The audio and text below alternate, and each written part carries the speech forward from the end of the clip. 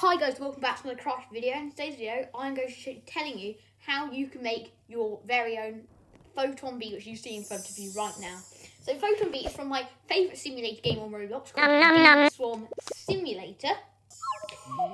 This simulator has loads of things you can do. You can talk to bears. You can play at festive events. There's a Christmas one going on right now. They call it Beadmas. You can grind in fields for honey. You can defeat there's like a snowbird at the moment. It's a really good game. And the bit I'm going to be showing you, basically, what you have to do, you just have to get like loads of bees and like grow your swarm of bees at your hives and stuff. The bit I'm going to show you how to make today is called a photon bee. So you should be able to see this picture of that on the screen right now. The photon bee has limited energy, which means like it never has to go back to hive to get rested. Just keeps working in the field pretty good. And also, if you're wondering what these on the back are, you should be able to see these on the image. They're not as good as the ones on the image, so these could be a bit more improved. So if you have any suggestions of how to improve these, then I would be willing to consider doing that, because they are probably not as good as the rest of it. So, first bit I'm going to tell you how to make is going to be the face. So you're going to want to make a 13 by 13 yellow cube, square, I mean. So just 13 beads going, down, up, across, and around like that. Now, in this I've used lighter and darker beads of yellow. You see those there? And to make sure that this looks really good. Because I think the different colours really trying to show the back bits so different, like trying to make them stand out a bit, which is why I use different colours there. But it really doesn't matter if you use the same colour. I don't think it will matter that much. I think it's better if you do it like this, using two different colours, like a lighter and a darker one. Lighter ones for the back bits and darker for the rest of it. But that's really up to you. It's your personal choice. But I would recommend the two different colours. So, you're going to make 13 by 15. You're just going to do the outline there. So now, the next bit you're going to want to do is you're going to make your eye. So you're going to want to go from the top bead here. You're going to go one in. You're going to want to go 1, 2, 3 down. And then you're going to put in place 6 black beads. Now, from the bottom black bead, you're going to go up 1. You're going to go across and place 4, going up. And you're going to want to go across 1. And then you're going to want to place a black bead and go down 4. And then go up bead and then place 2, like that. Then you're going to do skip bead and then start doing the same thing on the other side. Okay, so from the middle of the eyes, the top beads in the middle of the eyes, you're going to go down 7 beads to this bottom one here. Oh no, 6 beads, and this is the 7th one here. You place a bead on the 7th, and then you're going to go up 2 on both sides diagonally like that, and you've created your photon bee face. What I will do is I'll leave a picture of each individual part for 15 seconds up at the end of the video, so you can pause on each of those pictures and then actually make them if you want to follow along and make it yourself. So the next bit you're going to want to make on your board. It doesn't really matter what order you make these in, but if you want to say boardroom, this is the order I recommend you make them in. So next what you're going to make is you're going to make these. You need to make 4 of these because they're going to go all around the body, on the bottom, on the 2 sides, and then obviously on the top. And you're going to make sure that all the white bits are lining up. So you can have 13 going across so that the face can fit in on all of these. It's all 13 so the face can fit in. And then you're then going to want it to go 20 across. But as you can see, there's yellow, white, yellow. So this first yellow bit's going to be 6 beads long. So 1, 2, 3, 4, 5, 6. Then you're going to have 7 white and then 7 yellow at the back, and then that's your 20 going across. You're going to need to make sure these are. Now, it's very important, and these are all exactly the same size. Otherwise, they're not going to come together. And also, some will be flipped like this. So this one's not. This is on the uniron side, and this one is on the iron side.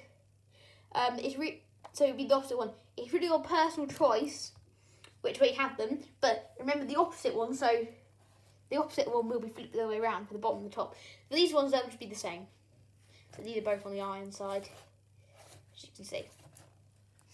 So, I'm going to make sure that the 2 yellow beads are correctly matched up, because this one's 6, this one's 7. So what I accidentally did when I was putting it together, I put the 6 beads connected up with the 7s on this one here.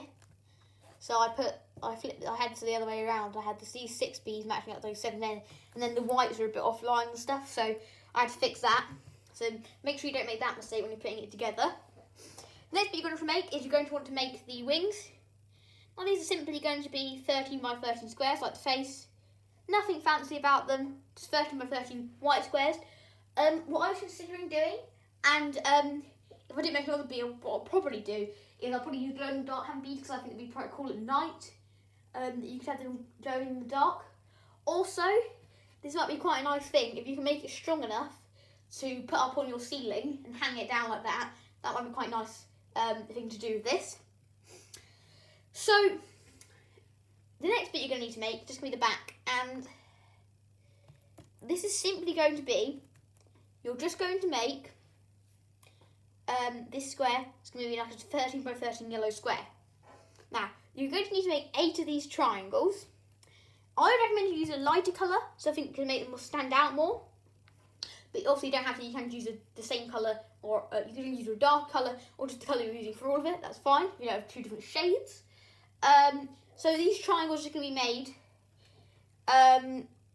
by, you're basically going to put, so on your board, you're going to put 5 going across, and then you're going to go up and put 4, then you're going to go up and put 3, and then you're going to go up and put 2, and then you're going to put 1. I will take, as I said, I'll take a picture of all the individual parts so you can actually see what they should look like, and then you should be able to replicate them much easier if you see them all. So that's all the parts that you're going to need to make out of actually hand beads. Now the next thing you're going to need to do is you're going to need to iron all of these. Now when I was doing it, I think I used about 3 boards. 3 boards. I managed to fit it all in. So these triangles, I would have had to use 4 boards, but luckily I could just fit these triangles in other places where there's little gaps on the board. So when you're doing hand beads, always look for little gaps where you create other things on the board and you fit more things on the same board. Because it's always better, because most people won't actually have that many boards. So I managed to do it on 3. But it was quite close. You might have to use 4 boards. But I would recommend that you try and fit as much in as you can, because it means it's much easier to iron it all. Because you can just iron the whole board instead of having to iron a whole other board of hand bead creations. So once you've got all of them ironed, there's a couple of ways you can assemble this. Now I'm going to tell you the way I assembled mine. So first thing I did was I got one of these, and I just put it down. And then what I did is I got some sellotape, and I basically got another one of these, and I stuck sellotape to the bottom of it. So imagine you've got that there, and I basically stuck the sellotape to the bottom of it, and then lift it up, and then I kind of stuck the bit of sellotape that wasn't stuck to this piece, the bit that was left hanging off, I stuck onto the base of the bead. I did that on the other side, and I put some glue in there, and I just let that dry for a little while. The next bit I assembled in was the face, and to do that I just put some sellotape on the back of the face, a bit of it on, and I left a bit dangling. I think I used 4 pieces on the face, and I kind of just sloshed it in, and then put the sellotape on both sides of these 2 bits, and it kind of all assembled together. If you have a little look in there, you should be able to see all the sellotape that I've used in there. Assemble it.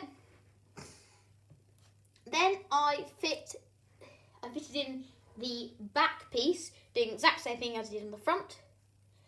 And then I just used some glue, and I just glued this on to both of these sides here.